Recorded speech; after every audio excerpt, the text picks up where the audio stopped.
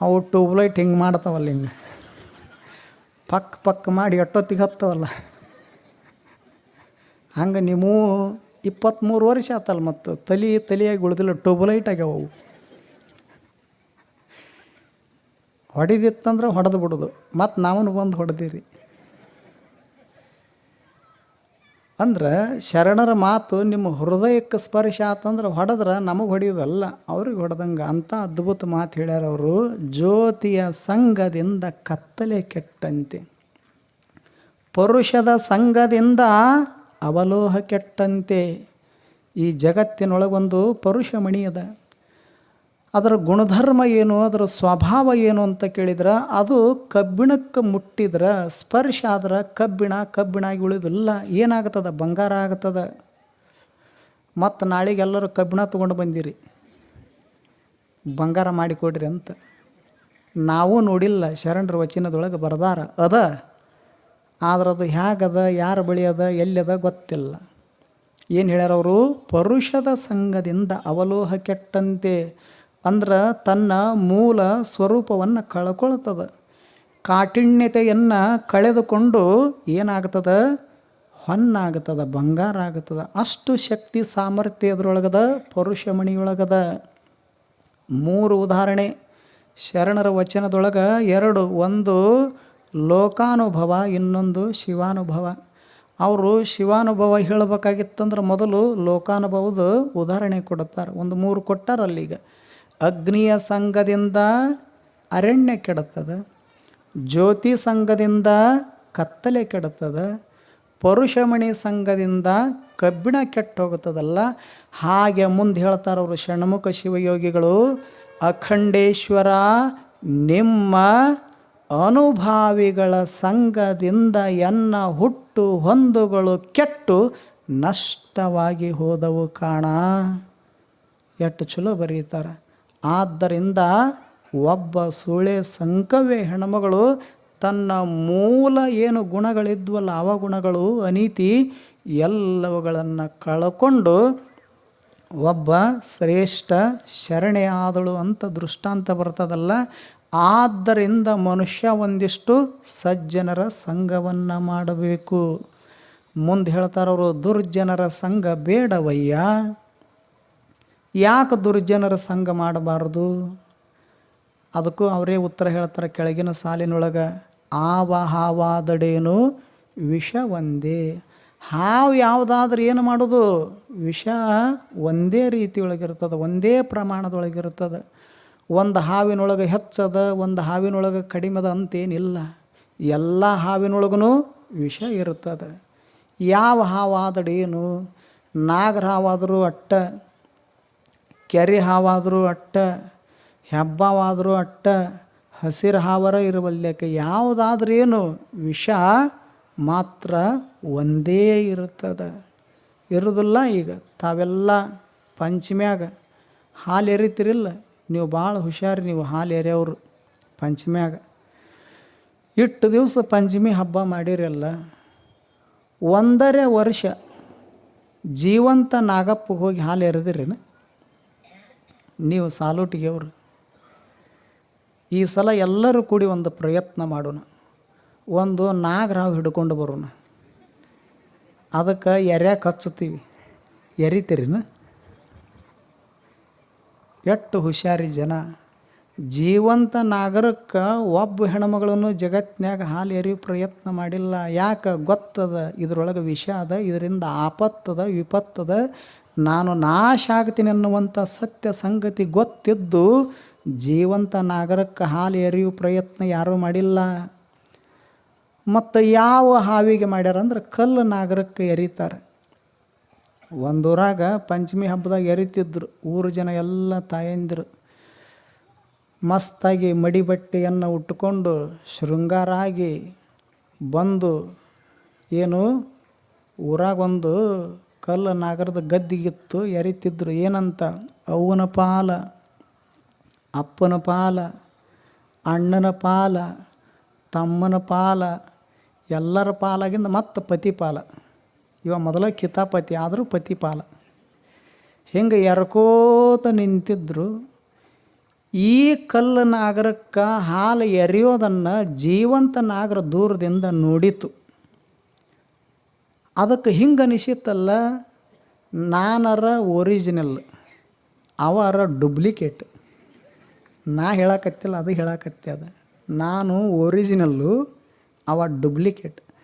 ಮತ್ತು ಡೂಪ್ಲಿಕೇಟ್ ನಾಗರಕ್ಕನ ಕಲ್ಲು ನಾಗರಕ್ಕನ ಇಷ್ಟು ಪ್ರೇಮ ಮಾಡ್ತಾರೆ, ಇಷ್ಟು ಹಾಲು ಉಣಿಸ್ತಾರೆ ಅಂದ ಬಳಿಕ ನಾ ಜೀವಂತ ನಾಗರ, ನಾ ಇವ್ರ ಸಮೀಪಕ್ಕೆ ಹೋದ್ರೆ ನನ್ನ ಮೇಲೆ ಎಷ್ಟರ ಪ್ರೇಮ ಮಾಡಲಿಕ್ಕಿಲ್ಲ, ಎಷ್ಟರ ಚಲೋ ಹಾಲು ಉಣಿಸ್ಲಿಕ್ಕಿಲ್ಲ ಅಂತ ಇದಕ್ಕೆ ಅನಿಸಿ ಅಲ್ಲೇ ಕೊಡಲಿಲ್ಲಿದು.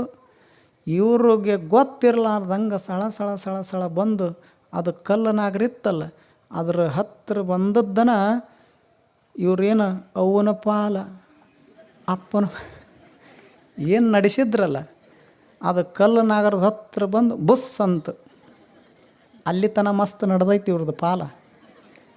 ಆವಾಗ ಯಾವಾಗ ಬುಸ್ ಅಂತ ಅವಾಗ ಅವ್ವನ ಪಾಲನೂ ಇಲ್ಲ, ಅಪ್ಪನ ಪಾಲನೂ ಇಲ್ಲ, ಅಣ್ಣನ ಪಾಲಿಲ್ಲ, ತಮ್ಮನ ಪಾಲಿಲ್ಲ, ಹಾಲೆಲ್ಲ ನೆಲದ ಪಾಲ, ಇವರು ದಿಕ್ಕ ಪಾಲ.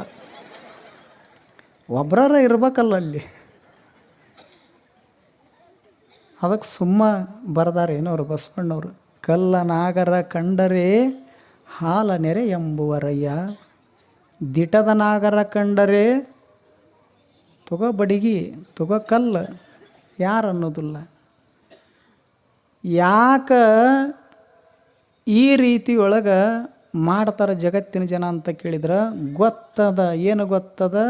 ಜೀವಂತ ನಾಗರದೊಳಗೆ ವಿಷ ಅದ, ಅದು ನಮ್ಮನ್ನು ನಾಶಗೊಳಿಸ್ತದ ಅನ್ನುವಂಥದ್ದು ಗೊತ್ತದ.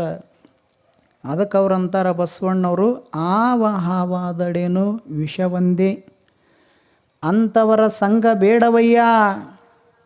ಅಂದ್ರೆ ದುರ್ಜನ ಅಂದ್ರೆ ಹಾವಿನೊಳಗೆ ಎಷ್ಟು ವಿಷ ಇರ್ತದಲ್ಲ, ಹಾಗೆ ವಿಷಭರಿತವಾಗಿರ್ತಾನೆ ಯಾರು?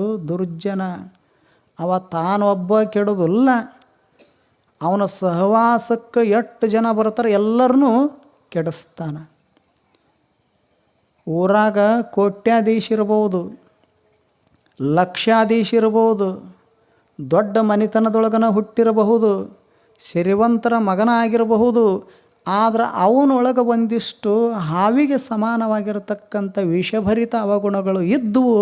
ದುರ್ಜನ ಇದ್ದ ಅಂದ್ರೆ ಅವನ ಸಂಘ ಎಂದೂ ಮಾಡಾಕ ಹೋಗಬೇಡ.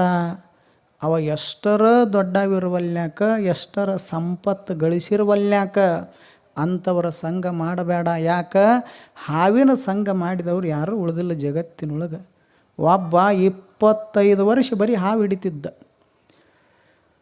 ನಾನನ್ನುವಂಥ ಭಯಂಕರವಾಗಿರತಕ್ಕಂಥ ಘಟಸರ್ಪಗಳನ್ನು ಹಿಡಿತಿದ್ದ, ಅದರೊಳಗೆ ನಿಪುಣಿದ್ದ. ಗಾರುಡಿಗಿನಕ್ಕಿಂತಲೂ ಗಾರುಡಿಗಾಗಿದ್ದ. ಕೊನೆಗೆ ಒಂದು ದಿವಸ ಅದೇ ನಾಗರ ಹಾವಿನಿಂದ ಕಚ್ಚಿಸಿಕೊಂಡು ಪ್ರಾಣ ಬಿಟ್ಟ. ಹೇಳು ಉದ್ದೇಶ, ಸಾವು ತಪ್ಪಿದ್ದಲ್ಲ. ಹಾವಿನ ಜೊತೆಗೆ ಸರಸ ಆಡಿದವರು ಒಬ್ಬರ ಉಳ್ದಾರ ಏನು ಜಗತ್ತಿನೊಳಗೆ? ಯಾರೂ ಉಳಿದಿಲ್ಲ.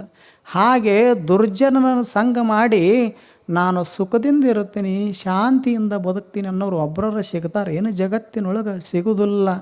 ಅದಕ್ಕೆ ಅವ್ರು ಏನಂತಾರ, ದುರ್ಜನರ ಸಂಘವನ್ನು ಮಾಡಲಿಕ್ಕೆ ನೀನು ಹೋಗಬೇಡ. ಯಾಕೆ? ಹಾವಿನೊಳಗೆ ವಿಷ ಹೇಗಿರ್ತದೆ, ಅವ್ರ ಬಳಿ ಅಷ್ಟು ಕೆಟ್ಟ ಗುಣಗಳು, ಕೆಟ್ಟ ಆಚಾರಗಳು, ಕೆಟ್ಟ ಭಾವ ತುಂಬಿರುತ್ತದೆ. ಆದ್ದರಿಂದ ಅಂಥವರ ಸಂಘ ಮಾಡಬೇಡ ಅಂತ ಬಸವಣ್ಣವರು ಹೇಳ್ತಾರೆ. ಆ ಬಳಿಕ ಒಬ್ಬ ಸುಭಾಷಿತಕಾರನು ಇದನ್ನು ಹೇಳ್ತಾನೆ, ತಕ್ಷಕಸ್ಯ ವಿಷಂ ದಂತೆ ಮಕ್ಷಿಕಾಯಾಶ್ಚ ವಿಷಂ ಮಸ್ತಕೆ ವೃಶ್ಚಿಕಸ್ಯ ವಿಷಂ ಪುಚ್ಚೆ ಸರ್ವಾಂಗೆ ದುರ್ಜನಸ್ಯ ವಿಷಂ ತತ್. ಎಷ್ಟು ಚಲೋ ಮಾತು ಹೇಳ್ತಾನೆ. ತಕ್ಷಕಸ್ಯ ವಿಷಂ ದಂತೆ, ತಕ್ಷಕಸ್ಯ ವಿಷಂ ದಂತೆ. ಹಾವದ ಅಲ್ಲ, ಹಾವಿನೊಳಗೆ ವಿಷ ಅದ. ಎಲ್ಲದ? ಹಾವಿನೊಳಗೆ ವಿಷ ಅದ ಅನ್ನೋದು ಗೊತ್ತಾಯ್ತು. ಎಲ್ಲದ? ಎಲ್ಲಿರ್ತದೆ? ನಮ್ಮ ಬಿಜಾಪುರದಾಗ ಬಾಲ್ದಾಗ ಐತಿ. ನಿಮ್ಮೂರಾಗನ ಬಾಲ್ದಾಗ ಐತಿನ? ನಿಮ್ಮೂರಾಗ ಎಲ್ಲಿರ್ತದೆ? ದಂತೆ. ಹಾವು ಒಂದು ಮಾರು ಇರುವಲ್ದ್ಯಾಕ ಎರಡು ಮಾರು ಇರುವಲ್ದ್ಯಾಕ ಶರೀರದ ತುಂಬೆಲ್ಲ ವಿಷ ಇರೋದಿಲ್ಲ, ಹಲ್ಲಾಗ ಮಾತ್ರ ವಿಷ ಇರುತ್ತದೆ. ತಕ್ಷ ಕಸ್ಯ ವಿಷಂ ದಂತೆ ಮಕ್ಷಿಕಾಯಾಶ್ಚ ವಿಷಂ ಮಸ್ತಕೆ. ಆ ಬಳಿಕ ಜೇನು ನೊಣ ನೋಡಿರಿಲ್ಲ, ಜೇನು ತಿಂದಿರಿಲ್ಲ, ಸಿಹಿ. ಬಿಡಿಸ್ಬೇಕಾದ್ರಪ್ಪ ಅಂದ್ರೆ ಎಷ್ಟು ಕಷ್ಟ, ಹೊಗೆ ಎಬಿಸಿ ಬಿಡಿಸ್ಕೊಂಡು ಬರ್ತಾನೆ ಮನುಷ್ಯ. ಅಂತ ಜೇನು ನೊಣದಂಥ ನೊಣಕ್ಕೆ ತಲೆ ಮ್ಯಾಲ ಮಸ್ತಕದ ಮ್ಯಾಲ ಒಂದು ಕೊಂಡಿರ್ತದೆ. ಒಮ್ಮೆರ ಕಡಿಸ್ಕೊಂಡ್ರಿ ಏನಿಲ್ಲ, ಕಡಿಸ್ಕೊಂಡು ನೋಡ್ರಿ. ಇಟ್ಟೊತ್ನ್ಯಾಗ ಕಡಿಸ್ಕೋರಿ, ಮುಂಜಾನೆ ಎದ್ದು ಹನುಮಂತ ದೇವ್ರಾಗಿರ್ತೀರಿ. ತುಟಿಗೆ ಏನಾರ ಕಡ್ದಿತ್ತಂದ್ರೆ ಅಂದ ನೀವು ಹನುಮಂತ ದೇವ್ರು ಒಂದು ದಿವ್ಸದ ಪೂರ್ತಿಕ. ಅದಕ್ಕೆ ಯಾಕೆ ಹಂಗೆ ಆಗ್ತದಂತ ಕೇಳಿದ್ರೆ ಮಸ್ತಕದ ಮೇಲೆ ಕೊಂಡಿರ್ತದೆ, ಆ ಕೊಂಡಿ ಒಳಗೆ ವಿಷ ಇರ್ತದೆ.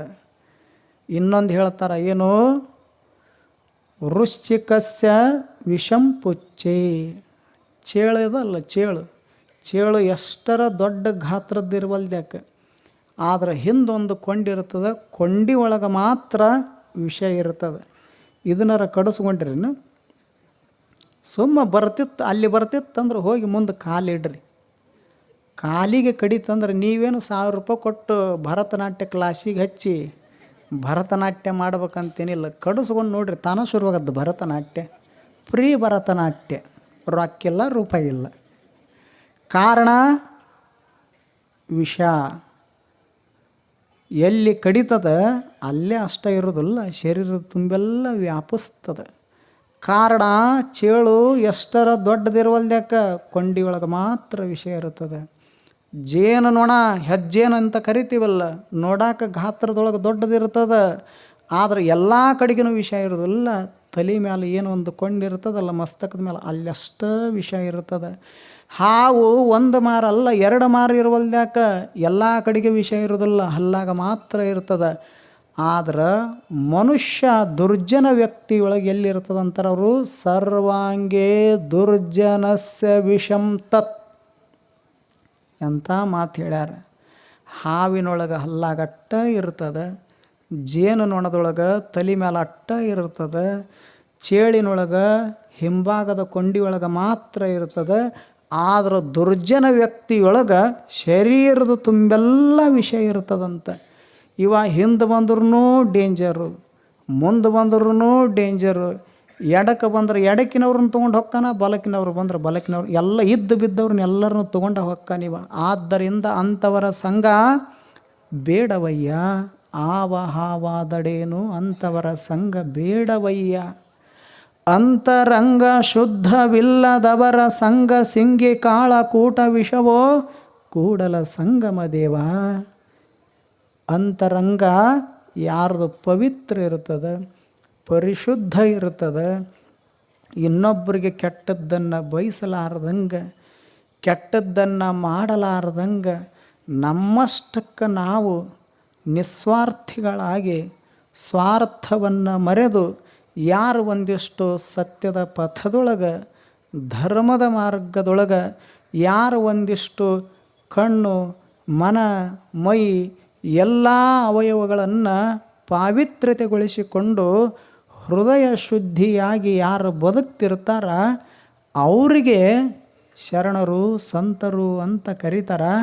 ಅಂಥವ್ರಿಗೆ ಕೂಡಲ ಸಂಗಮ ದೇವ ಒಲಿತಾನ ಹೊರತು ದುರ್ಜನರಿಗೆ ಒಲಿಯುವುದಿಲ್ಲ. ಅದಕ್ಕೆ ನೀನು ಅಂತರಂಗ ಯಾರ್ದು ಸ್ವಚ್ಛ ಇರ್ತದೆ ಅಂಥವ್ರ ಸಂಘ ಮಾಡಾಕ ಪ್ರಯತ್ನ ಮಾಡು. ಆವಾಗ ನೀನಾರನ್ನುವಂಥ ಪರಮ ಸತ್ಯ ನಿನ್ನ ಅನುಭವಕ್ಕೆ ಬರ್ತದೆ ಹೊರತು ಎಲ್ಲರೂ ನೋಡಾಕ ಮನುಷ್ಯರಂತ ತಿಳ್ಕೊಂಡು ಎಲ್ಲರ ಸಂಘ ಮಾಡಾಕ ಬರೋದಿಲ್ಲ. ಆದ್ದರಿಂದ ಮನುಷ್ಯನೇ ದುರ್ಜನರ ಸಂಘ ಮಾಡಾಕ ಹೋಗಬೇಡ. ಈಗ ಸತ್ಯ ಹೇಳುತ್ತಿದ್ರು ಅಂದ್ರೆ ಸತ್ಯ ಹೇಳೋರು ಸಹವಾಸ ಮಾಡಬೇಕು. ಮತ್ತು ಮುಂಜಾನಿಂದ ಸಂಜೆ ತನಕ ಸುಳ್ಳು ಹೇಳುತ್ತಿದ್ರು ಅಂದ್ರೆ ಸುಳ್ಳು ಹೇಳೋರು ಸಂಘ ಮಾಡಂತಾರೆ. ಏನು ಹಿರಿಯರು ಮನೆಯೊಳಗೆ ಯಾರೂ ಮಾಡಬಾರ್ದಂತಾರೆ, ಎಲ್ಲರೂ ಯಾರೂ ಮಾಡಂತ ಅನ್ನೋದಿಲ್ಲ. ಮತ್ತು ಹೆಸರರ ಇಟ್ಟು ಚಲೋ ಇಟ್ಕೊಂಡಿರ್ತೀವಲ್ಲ ನಾವು, ಹೆಸರು ಸತ್ಯಕ್ಕ. ಹೆಸರು ಏನಕ್ಕ? ಮುಂಜಾನೆ ಎದ್ದಳಂದ್ರೆ ಸಂಜೆ ತನಕ ಸುಳ್ಳಕ್ಕ. ಹೆಸರರ ಸತ್ಯಕ್ಕ, ಒಮ್ಮೆರ ಕರೆ ಹೇಳಬೇಕಲ್ಲ, ದಿವ್ಸಕ್ಕೊಮ್ಮೆ. ಅಥವಾ ಡಾಕ್ಟ್ರ್ ಹೇಳ್ತಾರೆ ನೋಡು, ಒಂದು ಮುಂಜಾನೆ ತಗೋ, ಒಂದು ಮಧ್ಯಾಹ್ನ ತಗೋ, ಒಂದು ರಾತ್ರಿಗೆ ತೊಗೊಂಡು ಮಲಗ ಅಂತಾರಲ್ಲ ತಣ್ಣಗೆ. ಹಂಗೆ ಮುಂಜಾನೆ ಒಂದರ, ಮಧ್ಯಾಹ್ನ ಒಂದರ, ಮಲಗುವಾಗ ಒಂದರ ಕರೆ ಹೇಳಿದ್ರೆ ಸತ್ಯಕ್ಕ. ಏನು ಎದ್ದಾಳ ಮುಂಜಾನೆ ಮಲಗುತನನು ಬರೀ ಸುಳ್ಳ.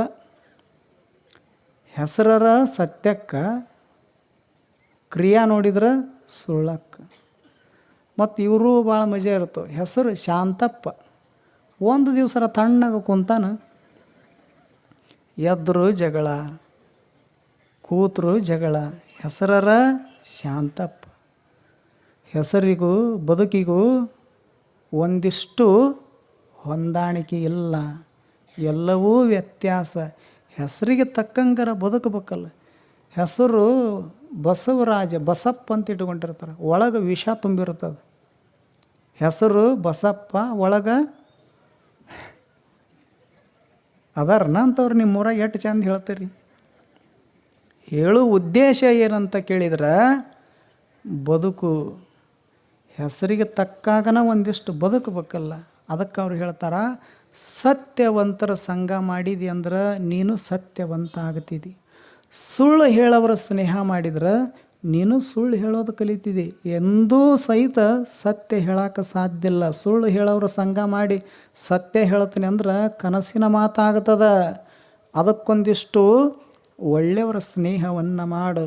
ದಾಸರು ಹೇಳಿಲ್ಲ, ಕನಕದಾಸರು ಎಷ್ಟು ಚಲೋ ಮಾತು ಹೇಳಿದ್ದಾರೆ. ಏನು? ಸತ್ಯವಂತರ ಸಂಘವಿರಲು ತೀರ್ಥವೇತಕೋ, ನಿತ್ಯ ಜ್ಞಾನಿಯಾದ ಬಳಿಕ ಭಯವಿನ್ನೇತಕೋ.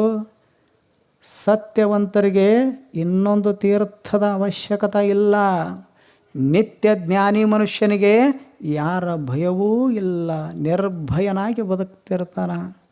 ಅದಕ್ಕೆ ಅವ್ರು ಹೇಳ್ತಾರೆ, ಸತ್ಯವಂತರ ಸಂಘ ನೀ ಮಾಡಿದಿ ಅಂದ್ರೆ ಯಾವ ತೀರ್ಥ ಕುಡಿದ್ರೆ ಪರಮಾನಂದ ಪರಮ ಸಂತೋಷ ಆಗ್ತದಂತ. ನೀನು ತಿರುಪತಿ ತಿಮ್ಮಪ್ಪನ ತೀರ್ಥ ಶ್ರೇಷ್ಠ ಅಂತ ಕೆಲವರು ಅದನ್ನು ಕುಡಿದ್ರು, ಕೆಲವರು ಪಂಡ್ರಾಪುರ ವಿಠ್ಠಲನ ತೀರ್ಥನ ಶ್ರೇಷ್ಠ ಅಂತ ಕೆಲವರು ಅದನ್ನು ಕುಡಿದ್ರು. ಕುಡಿಬಾರ್ದಂತಲ್ಲ, ಆದ್ರೆ ಸಾಮಾನ್ಯರ ದೃಷ್ಟಿಯೊಳಗೆ ದೇವತೀರ್ಥ ಶ್ರೇಷ್ಠ. ಆದ್ರೆ ಜ್ಞಾನಿಗಳ ದೃಷ್ಟಿಯೊಳಗೆ, ದಾಸರ ದೃಷ್ಟಿಯೊಳಗೆ, ದಾರ್ಶನಿಕರ ದೃಷ್ಟಿಯೊಳಗೆ ನೀನು ಆ ದೇವನ ತೀರ್ಥವನ್ನು ಸವಿಯುವುದಕ್ಕಾಗಿ 100 ಕಿಲೋಮೀಟ್ರ್ ಅಷ್ಟು ಪ್ರಯಾಸಪಟ್ಟು ಆಯಾಸಪಟ್ಟು ಅಲ್ಲಿ ಹೋಗೋ ಬದಲ ಇಲ್ಲೇ ಸಾಲೋಟಿಗೆ ಒಳಗೆ ಒಬ್ಬ ಸತ್ಯವಂತ ಮನುಷ್ಯ ಇದ್ದಂದ್ರೆ ಅವನ ಸಂಘ ಮಾಡಿದೆ ಅಂದ್ರೆ ಸಾಕು, ಅದಕ್ಕಿಂತ ಮಿಗಿಲಾದ ಶ್ರೇಷ್ಠ ಸಿಗ್ತದೆ. ಅದು ನಿನಗೆ ಪರಮಾನಂದ ಪರಮ ಸಂತೋಷವನ್ನು ತಂದು ಕೊಡುತ್ತದೆ. ಅದಕ್ಕೊಂದಿಷ್ಟು ಸತ್ಯವಂತರ ಸ್ನೇಹ ಮಾಡು, ಸುಳ್ಳು ಹೇಳೋರ ಸಂಘ ಮಾಡಬೇಡ. ಒಬ್ಬ ಹುಡುಗ ಭಾಳ ಸುಳ್ಳು ಹೇಳುತ್ತಿದ್ದ. ಎಷ್ಟು ಸುಳ್ಳು ಹೇಳುತ್ತಿದ್ದ ಅಂದ್ರೆ ಅವನಟ್ಟು ಸುಳ್ಳು ಹೇಳೋರು ಸುತ್ತಮುತ್ತ 10 ಹಳ್ಳಿಯೊಳಗೆ